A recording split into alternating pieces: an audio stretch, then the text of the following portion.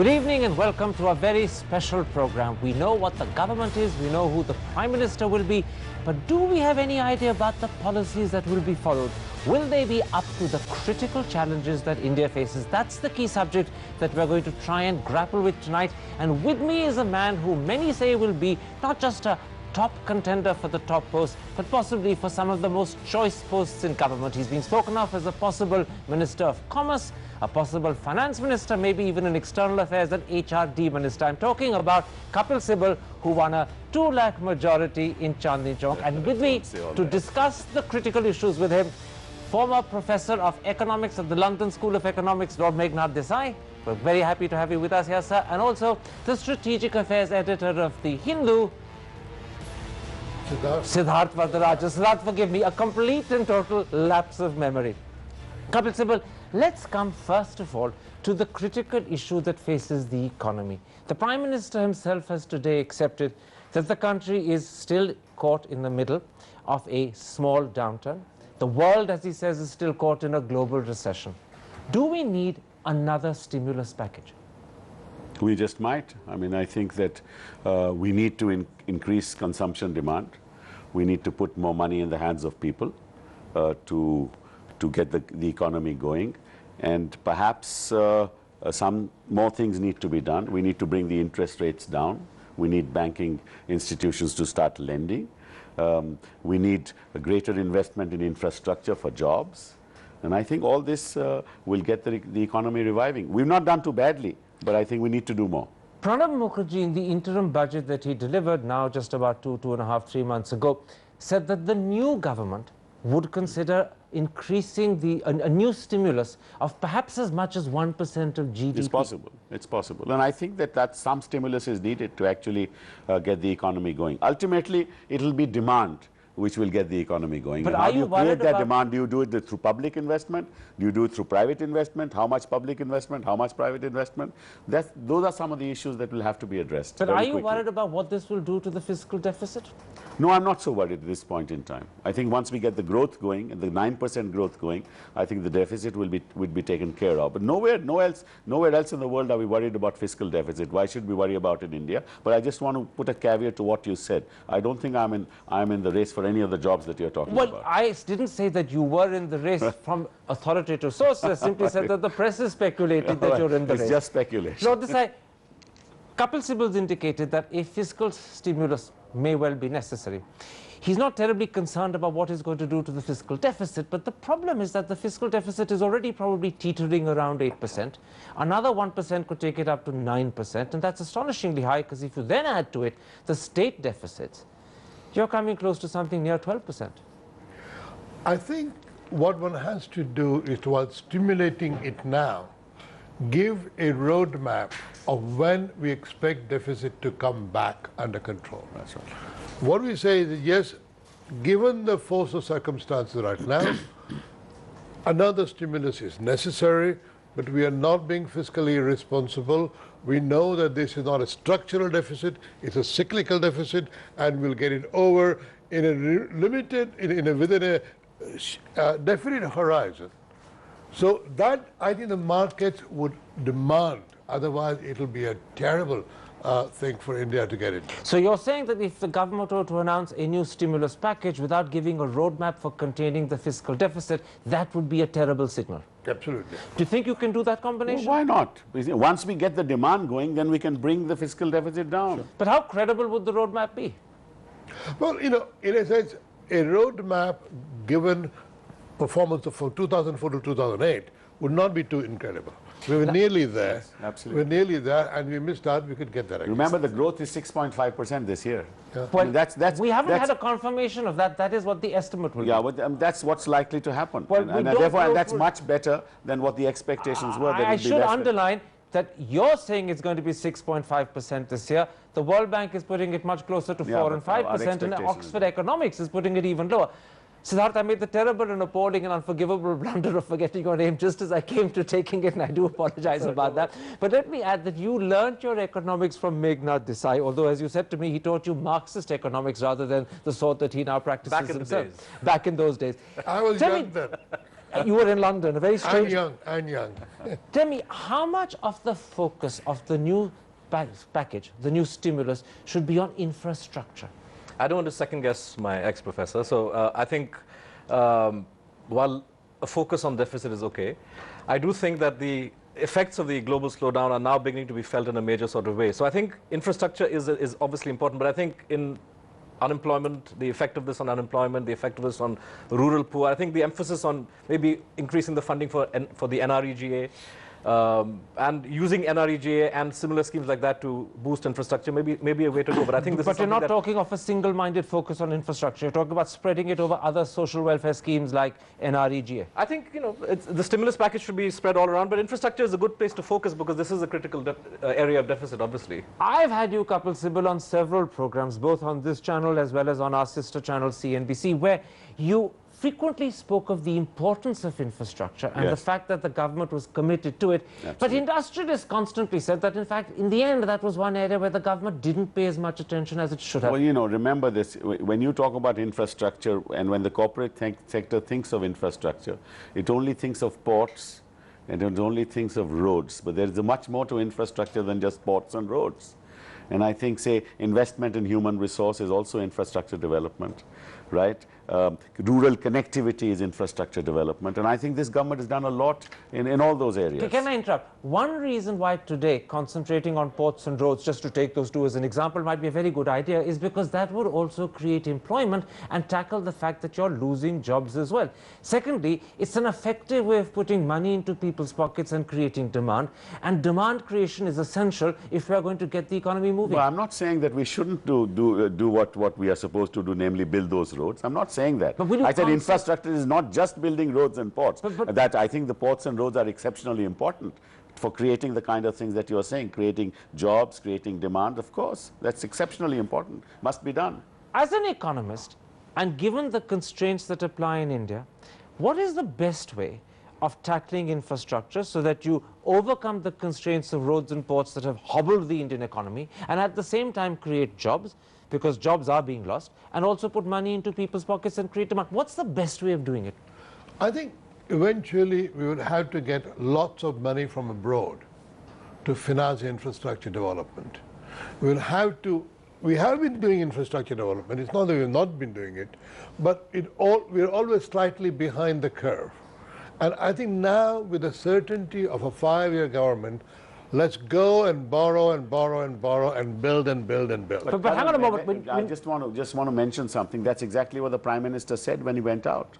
And the message abroad was this, that it's time for you people to start investing in infrastructure in India. But the problem is that the Prime Minister may want to borrow, you're advising him to borrow, but are the banks abroad keen to lend to us? The banks aren't lending to themselves within the West. Why would they lend to us outside the West? The focal point of Manmohan Singh's proposals abroad was to use this financial crisis to actually boost credit flows into a country like India, but that's not happening. And Absolutely. No and you live in London, you understand the British banks. No, I think there are several things. First of all, IMF's money is being boosted right now. World Bank's money is being boosted. But also, right now the markets, there is money around, floating around, and it's looking for a home. It's currently trapped in dollars. Can I interrupt you? Yeah. If there is money that's looking for a home, what can the government do or say that make British and American banks choose India as the home? India is now safe and sound. We have a fiscal roadmap. We are a growing economy, and India is the economy to bet with because we could be as big as China. Will the fact that we have now a fairly stable government, with Congress occupying perhaps as many as 206 out of the 272 necessary seats, help put that message across of stability and of India as an inviting destination for investment? Undoubtedly. I think the fact that you're going to have 5 years now, and also the fact that the left isn't on this government's back, so to speak, would perhaps also send a signal to investors. Although I'm a little bit wary of the government perhaps going overboard. I think the moment for going full steam ahead on financial sector reform, which was sort of a priority item 2 or 3 years ago, that moment is gone. Well, just pause a moment there, because that's exactly the subject I wanted to take up. And Kapil Sibal, let me frame it like this. Siddharth Varadarajan spoke about the need to send signals. Lord Desai talks about the need to convince Western banks that India is the right home. One way to convince them is to go back to the reform agenda that your governments many times talked about, but not been able to deliver on. Let me, for a moment, tell you the 3 things I have in mind that people want to hear you talk about. Insurance caps, which you promised in your first budget but couldn't deliver on. Banking and pension reforms, which you've discussed but haven't really done anything about. Can you deliver them now? Well, quite frankly, do you think that those are the sectors which will create the kind of boost the kind of demand that we're talking about? I don't think so. I don't think so. Nobody wants these reforms. Exactly. In fact, it's a blessing in disguise that some of these things weren't done. Exactly. So I think it's much better, and Meghnad is absolutely right, to have foreign banks come into India, look at the prospects in India of the kind of rate of return that they'll not get anywhere else. So what are you going to do? Are you suggesting a delegation that goes out and invites them to come? No, not a delegation. I think slowly they are realizing that India is the best. It's a haven of investment. He's talking of a slow process of realization, perhaps one by default, where they eliminate other countries and decide that India is a good home. Is there a need for messages to be sent through reforms, the sort of reforms I mentioned, banking, pension, insurance, maybe not as measures that you intend to implement immediately because you need to start the process, but measures that make the West sit up and realize that this is a reforming, liberalizing economy we want to invest? I think the West has been watching very carefully, and I had a lot of agonized phone calls from people about, is the third front going to get back in and so on. They will now realize that that danger is over. The left has been reduced in size. But is sheer relief enough? No.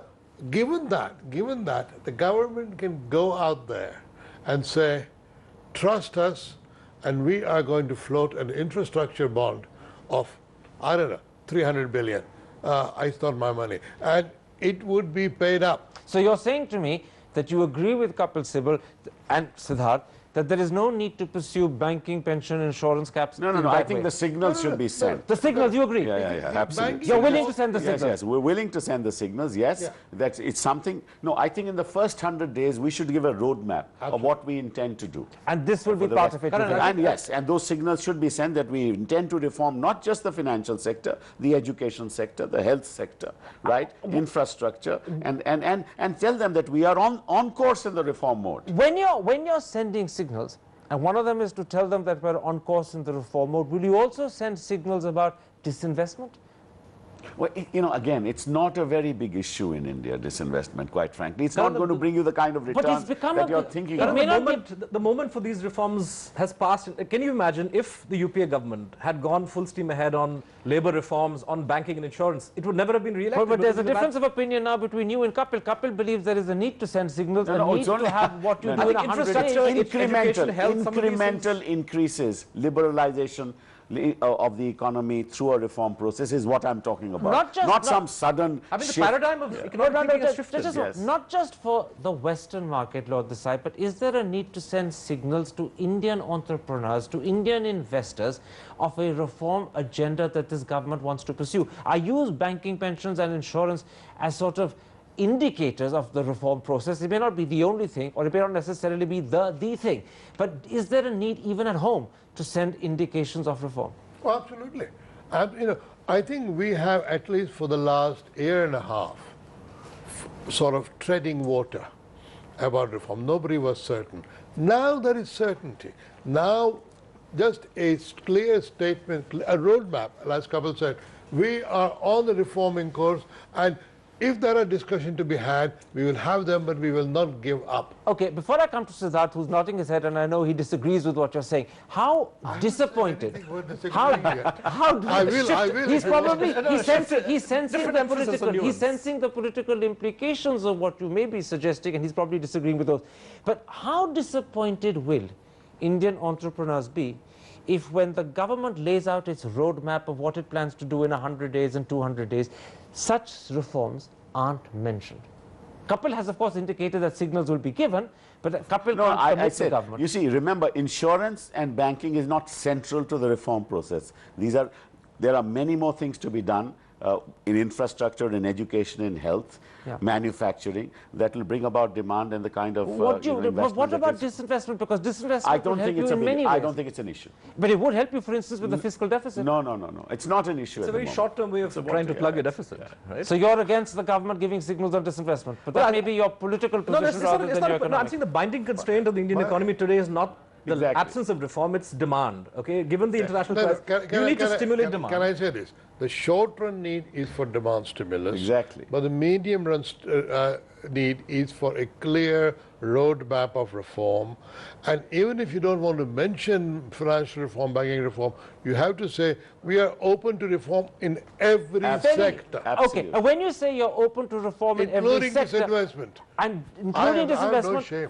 and including something to do with labor, no matter how modulated. Listen, I've been saying labor so often that people think I'm getting boring Can about you, it. can you very quickly Labor before I and take the land. break, can you Labor and also land. send some signal on labor that you're open, you're flexible? Karan, I've said this before on your show. In India, in the absence of social security, you cannot talk about labor reforms in the sense as we understand it in the West. Okay, so that's one signal that can't go out, but other signals can. Absolutely. And will. Absolutely. All right, on that promising note, let's take a break. We're going to come back after that and talk not about the economy, but about other challenges that India faces. Challenges to do with Pakistan, challenges to do with the rise of the Taliban, and beyond that, the challenge of handling a new president in America. How will this government relate to Barack Obama? See you in a moment's time after the break.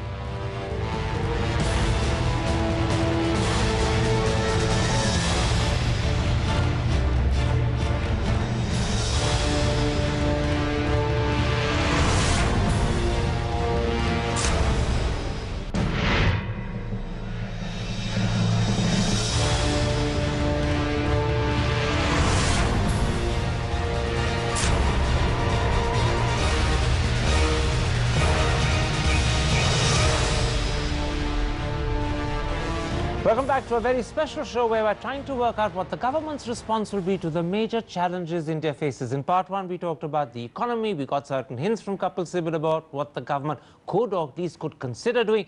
We turn now to the foreign policy challenges that the government faces. Kapil Sibal, one of the biggest challenges is the rise and spread of Taliban to our west. By some accounts, 11% of the country is already covered by Taliban. By other accounts, according to the BBC, perhaps as much as 38% of NWFP alone. How worried are you by the growth and spread of Taliban? It's very worrying. I mean, I don't think that any neighbor should feel comfortable with that kind of spread of Taliban activity. And I think even the government in Pakistan is exceptionally worried now and has been actually, in a sense, persuaded to take action against the Taliban and show to the rest of the world that it means business. Let me put it like this. Ahmad Rashid, who arguably is perhaps one of the great authorities on the Taliban, has on several occasions to our sister channel said that it's not inconceivable that the Taliban could slowly take over the whole of Pakistan. He's talked about how creeping Talibanization has become galloping Talibanization. Absolutely. What would it mean to India if the Taliban ends up as our Western disaster, a disaster, and therefore, and we're very worried about the fact that Pakistan is a nuclear state, and if you just consider Taliban taking over Pakistan, and Secretary of State Clinton has actually said that this is something that worries them greatly. So I think we should be most worried about it, and we should collaborate in every sense of the word to make sure that we fight them together. This is very interesting. Collaborate with whom, and what does collaborate with the mean? international community, with the Americans, with everybody, and make sure that Pakistan actually means business and does what the world expects it to do. When you say collaborate with the international community, do you have Obama's AFPAC strategy in mind and that we should play a bigger role within that? Why no? I don't think that we should play a direct role in that, but certainly we should persuade the international community to make Pakistan accountable in its aggressive posture towards the Taliban, which it seems now to be adopting. Siddharth Varadarajan, as Strategic Affairs Editor of The Hindu, the situation in Pakistan and the situation beyond it in Afghanistan is one that you cover closely. How can India collaborate? What is it that the new government can do or should do to suggest not just its seriousness, but its willingness to play a role? Well, first of all, I'm not sure that the danger is one of a Taliban takeover of Pakistan, as much as the Pakistani military's continuing denial or perhaps even collusion or complicity in the Taliban's activity. So I think we need to create incentives for Pakistan, or pressure, if you want to use a stronger word, to ensure. How do we? What sort of incentives can we create? No, incentives in the sense that I think the Indian approach since Bombay, it's been pretty clear to me, has been one of what they call flexible engagement. So you recognize that Pakistani society and Pakistani polity doesn't consist of uniform set of players.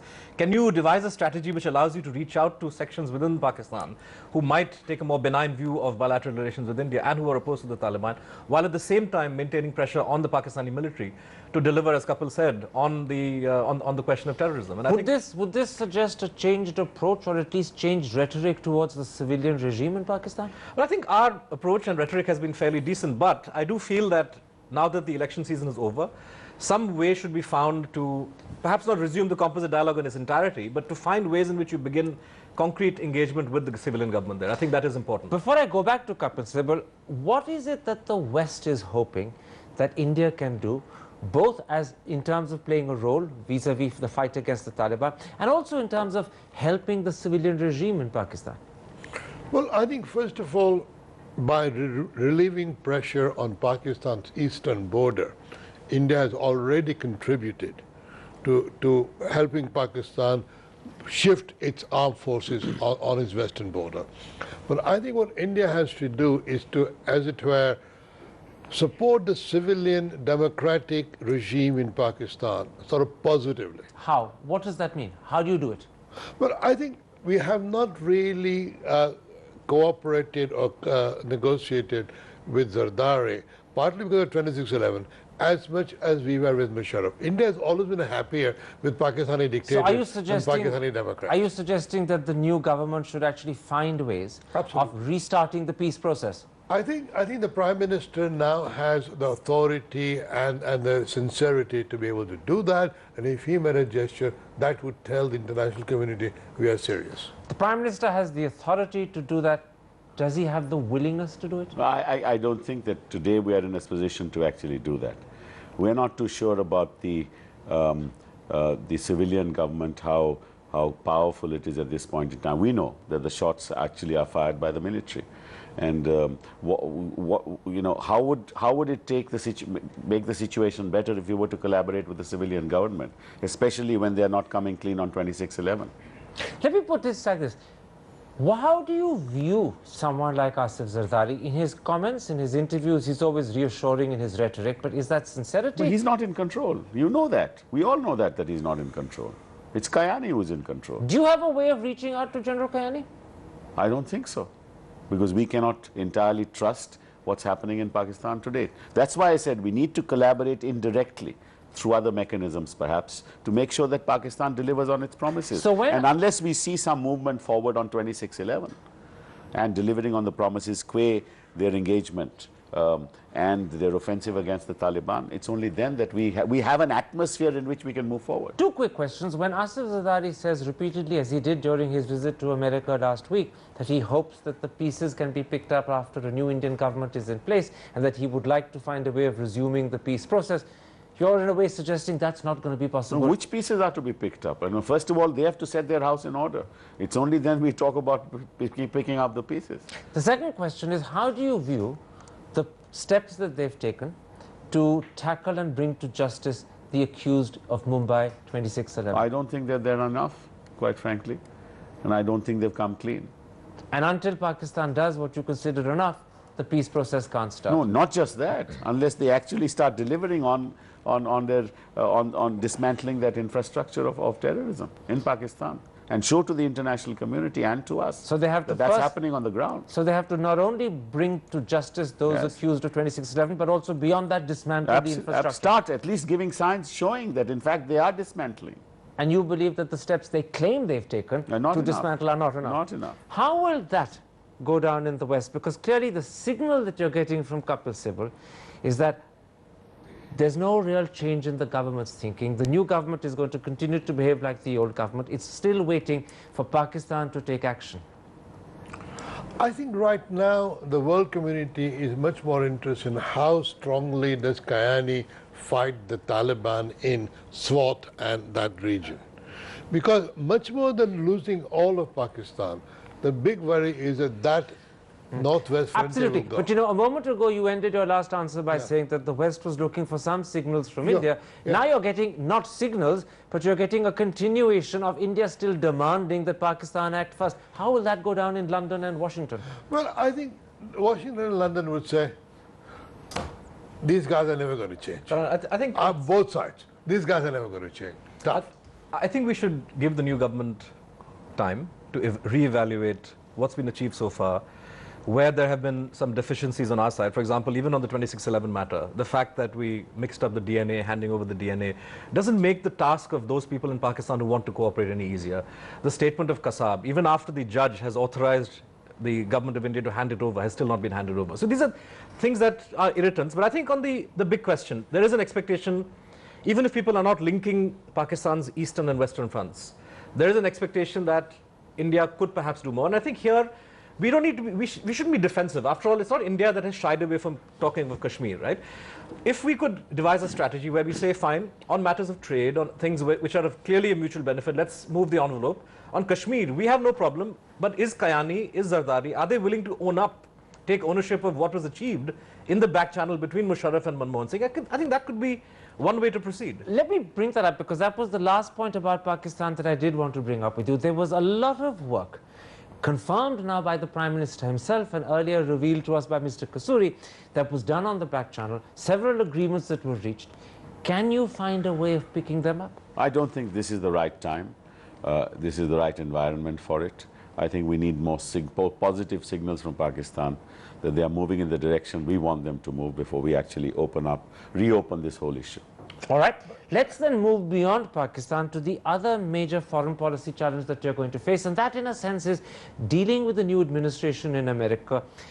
Siddharth Varadarajan, a former American ambassador in India, Robert Blackwood, in a speech that he made to the CIA just about 10 days ago, said that he believed that that relationship was going to be considerably more rocky, and that the ease with which India had been able to relate to the George Bush administration wouldn't be the case. Do you agree with Blackwood? I was there when he gave that speech, and I think he was right on the mark, because I think on a number of questions to do with nuclear, to do with military-to-military cooperation, to do with Iran, to do with Pakistan, Afghanistan, there are clear differences of opinion between the Obama administration and what India believes its best interests. Then can I ask you, identify the top 3 irritants between New Delhi and Washington that this new government in Delhi is going to have to tackle? Well, the first irritant has already made itself apparent, which is the pressure, not relentless or something that you cannot fight off, but the repeated requests or suggestion that India do more to incentivize Pakistani cooperation. In other words, this linking between East and West is one issue. Second is, of course, on nuclear matters. Obama has promised in Prague and elsewhere that America intends aggressively to pursue the ratification of the CTBT. India really needs to move ahead with its domestic debate. We aren't there yet. So right now, if there's American pressure on that front, I don't think we're going to be able to cooperate. And the third is on Iran,